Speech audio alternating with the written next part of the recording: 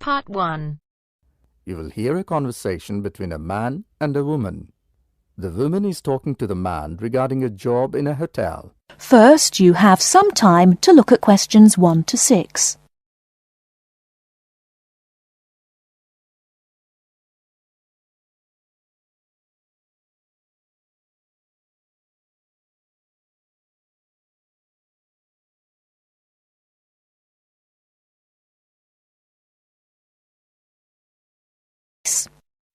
Now we shall begin.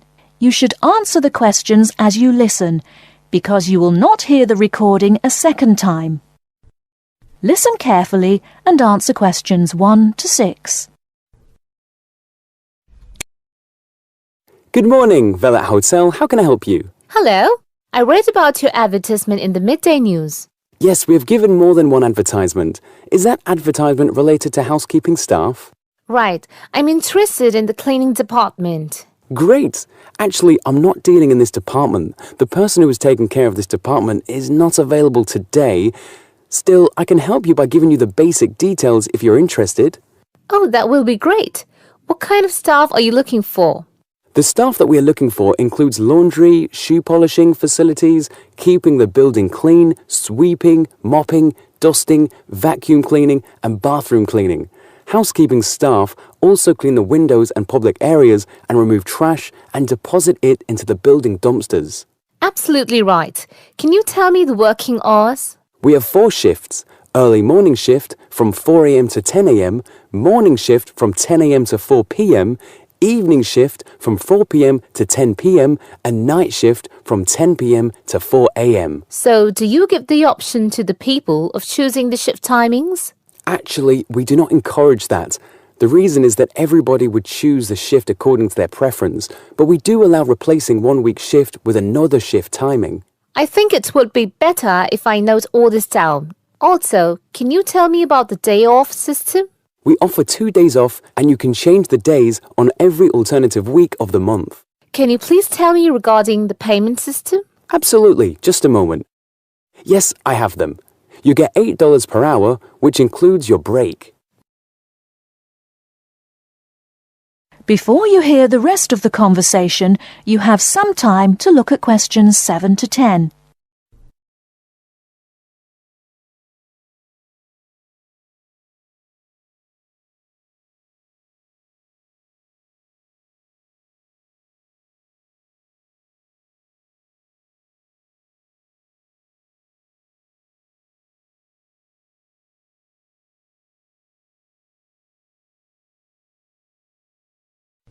Now listen and answer questions 7 to 10. Will I get meals or... Yes, we offer meals to all our staff and there is no charge for it, which is a big relief. Awesome. Also, you'll be happy to know that you also get tips from our bona fide guests. What about the uniform? Is there any uniform system? I mean, do you provide the clothes as a uniform? Of course, it slipped out of my mind. We do provide clothes for the uniform. Wow, that is good. As it is difficult for one to manage one's uniform, what is the colour of the uniform? Green shirt and cream trousers, no prints, just plain. Oh, I forgot to ask about the date. From when can I join? Can you hold for a minute? You can join from the first week of next month. You know the weather is improving. Perfect. I'm free from next month. Great. But I would like to inform you that you have to call again and speak with Miss Samantha Bradshaw, as she's the manager who is dealing with housekeeping department. She'll guide you as to when you come for the interaction with the manager. Not a problem. What time should I call again?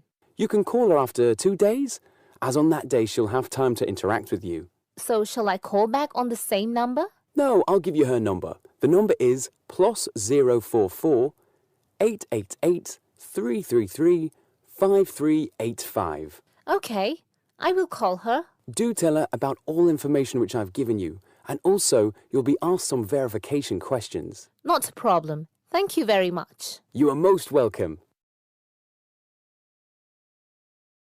That is the end of part 1. You now have half a minute to check your answers.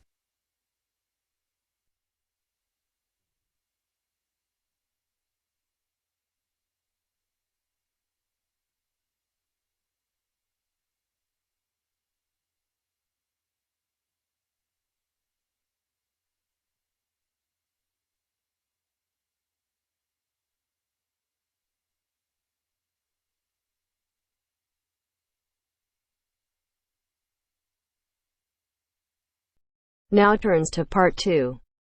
Part 2. You will hear a man giving a guide talk to new students at a university library.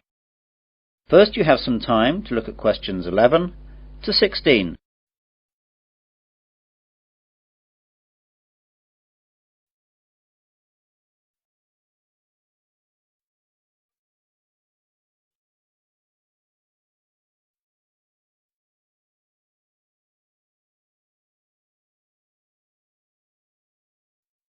Now listen carefully to the guide talk and answer questions 11 to 16. Good morning, everyone. I'd like to welcome you all to Wesley University Library. This is a 20-minute tour around the library to show you all the facilities and all you'll need to know to start off your life here as a student at the university. What I'll start by doing is telling you about what you need to do to join the library. Then I'll briefly tell you about our facilities, and then I'll guide you quickly round and show you everything. So, to join the library, you need to go to the reception between the hours of 9 AM and 5 PM. After that, the reception closes, though all the other facilities will stay open until 10 PM. At the reception, they'll give you an application form. After you fill that in, you'll have to give us the fee of £5, which you have to give us every year that you're a member of the library. We will also need to see your university card to confirm that you're a student of the university. And finally, we'll need 2 passport photos, one for our records and the other for your library card. You will need to do all this as soon as possible so you'll be able to use the facilities at once. I'm sure your workload will begin to build up soon. Now, let me tell you a bit about the facilities. The library opens daily from 8 AM to 10 PM, though, as I told you earlier, the reception operates only between the hours of 9 AM and 5 PM. Although this is extended to 6:30 PM on Fridays to give students more time to organise their book requirements for the weekend. The reception is closed on Sundays. Undergraduate students are permitted to take out 4 books at any one time, and each book may be borrowed for a period of 2 weeks. Postgraduates may borrow 6 books at a time. Borrowing time can be extended by a period of 1 week per book if the student comes into the library in person with the book in question so it can be re-stamped. We do not renew book borrowing over the phone. If you are late in returning any book, then you will be charged a fine of £2 for every week that you are late. You won't be able to take out any other books until this fine is paid. This is not a method of earning money for the library, but merely what we have to do to ensure that all students have access to all the books that they will need. You now have some time to look at questions 17 to 20.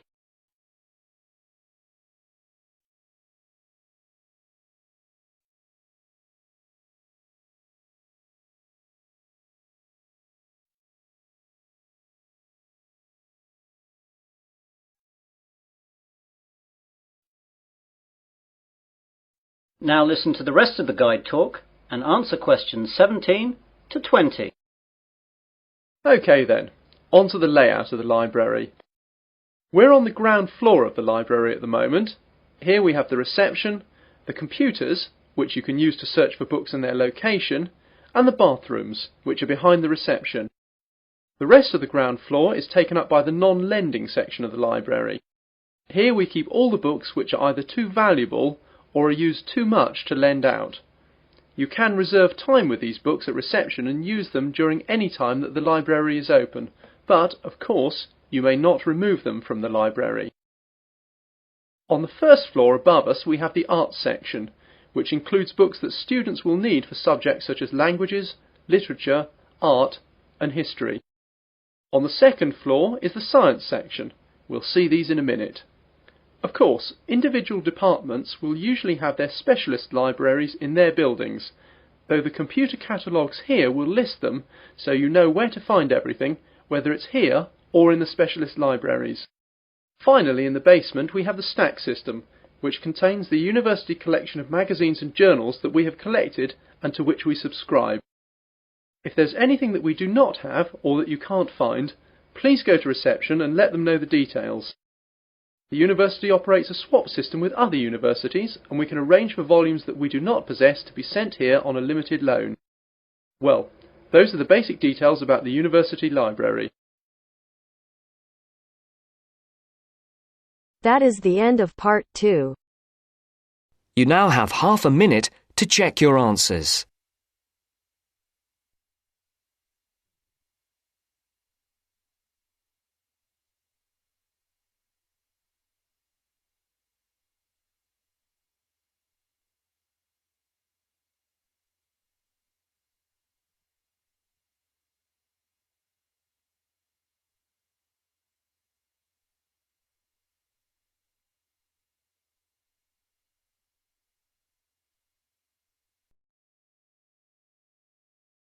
Now turns to part 3.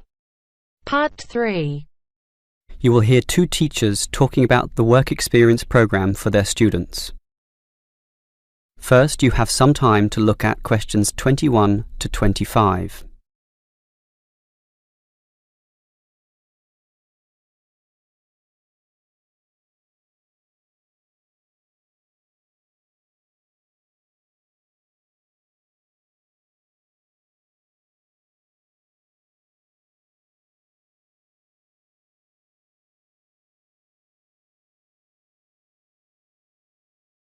Now listen carefully and answer questions 21 to 25. OK, we've got to arrange this programme.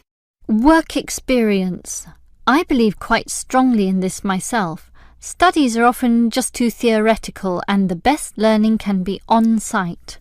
Sure, in principle, but you've got to find the right companies.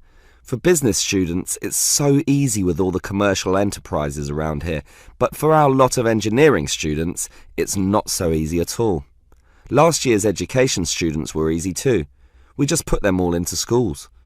Well, there are a few companies that will accept our students. Building sites are the main avenue to explore, but the trouble is that not many of these places want inexperienced learners around. Why not? Last year when I did this, I think these companies were worried about accidents. Now it's more a time issue. They just don't want to train people. But these people work for free. But training takes time, and in the economic recession, few companies want their personnel diverted for such purposes. But I did find some companies, enough for us at least, but they all insist on one thing. Minimum work time of 1 month, right? No, that the students are appropriately insured. Remember, these are building sites and there are quite a few hazards there, and we're putting untrained students, not trained students, right amongst them. So these companies want financial coverage in case of accidents. Gee, is that going to be expensive? Yes, I'm afraid so, since we live in quite a litigious society. Consequently, insurance rates are sky high, almost unaffordable. I see. Can our budget meet this? Last year we couldn't pay for the programme. This year we can, since we have fewer students to deal with, but we'll nevertheless have to cut corners in certain areas. I never like it when that happens. Neither do I. In which areas do we need to economise? Well, the payment to students is not going to change. After all, they won't do this work unless they can get some money. We'll also continue to subsidise their travel as we did last year. Last year we gave them a completion bonus too. It was a big success.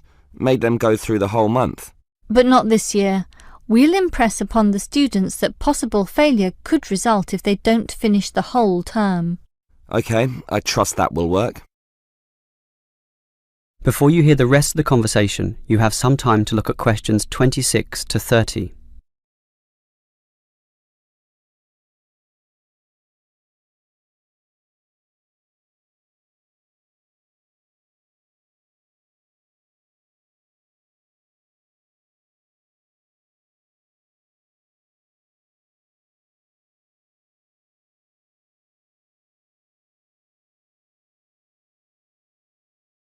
Now listen and answer questions 26 to 30.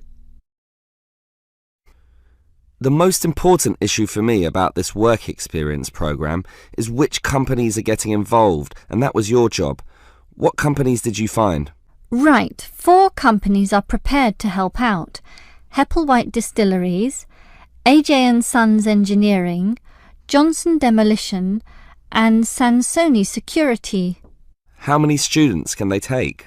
Hepplewhite can take 5. No, 6. 6. Sorry, 5.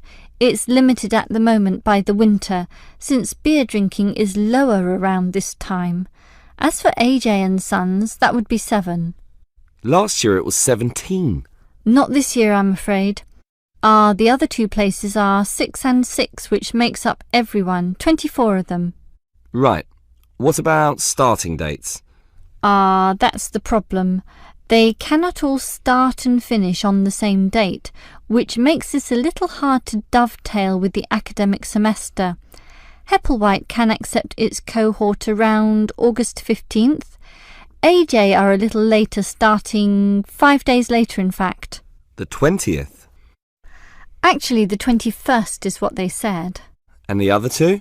The demolition company can start earlier, the start of the month, the 1st, and the security firm will start 3 days later on the 4th. OK, that sounds good. And will all our students work for 1 month? Well, remember, it doesn't have to be a full month, but just long enough to meet syllabus requirements. So, how long is Hepplewhite going to use these students? They said 3 weeks, maybe 4 weeks if we want it. We want it. Tell them the longer option is necessary. Sure. I think they'll accept that. The students will probably buy some of their product, which will make the owners happy. As for the engineering company, it's giving 24 days. That's fine. And the demolition company? They're saying 2 weeks, 14 days. Impossible. The students can't complete their projects in such a short time. You'll have to be stronger. Tell them minimum 18 days. All right. The owner seems reasonable. He'll probably accommodate us if I throw in a few incentives. That leaves the security company, which is offering... Let me guess. 3 weeks, 21 days. Almost. 22. Ha! I was close with my guess of 21. Just 1 day off.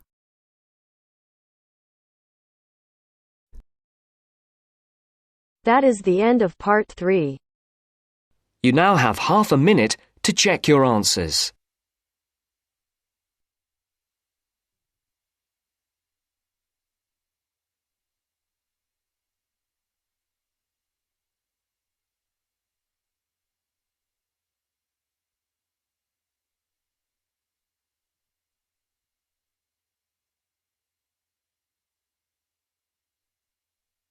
Now turns to part 4. Part 4. I've asked you here just to remind you about this Friday's field trip. First, you have some time to look at questions 31 to 40.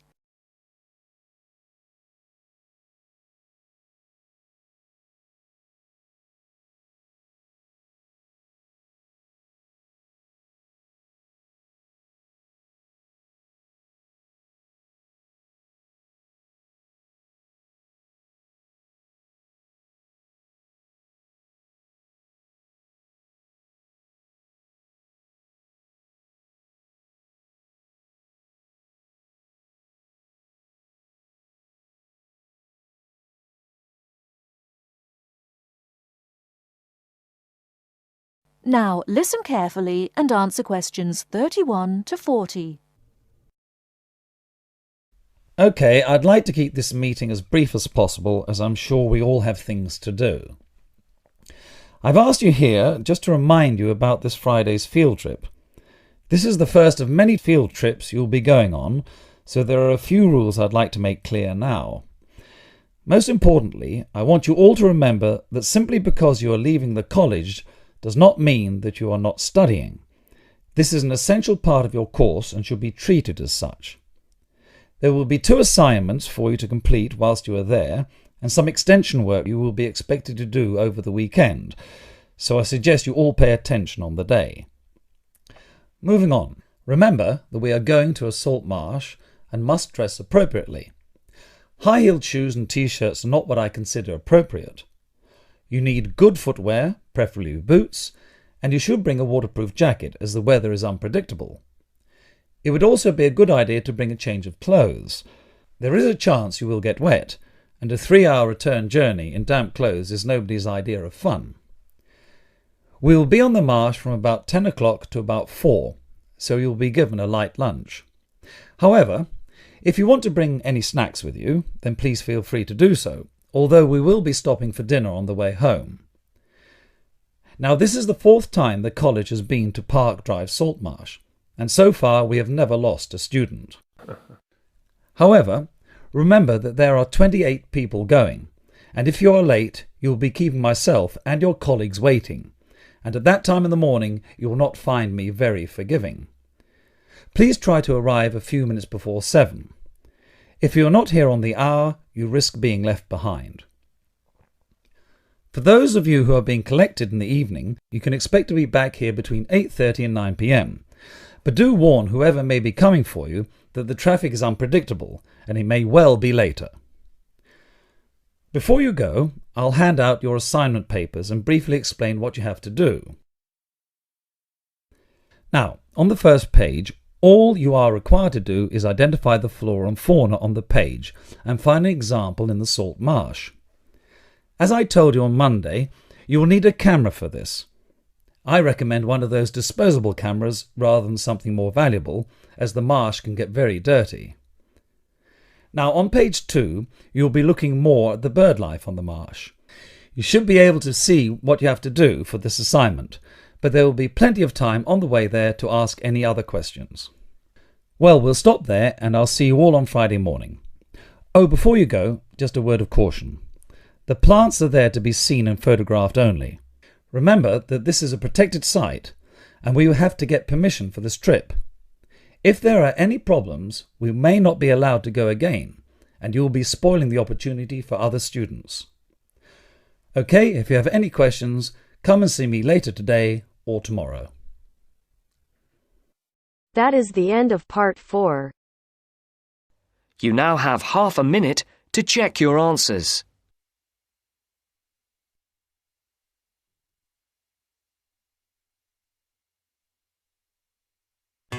Life in a world that keeps changing.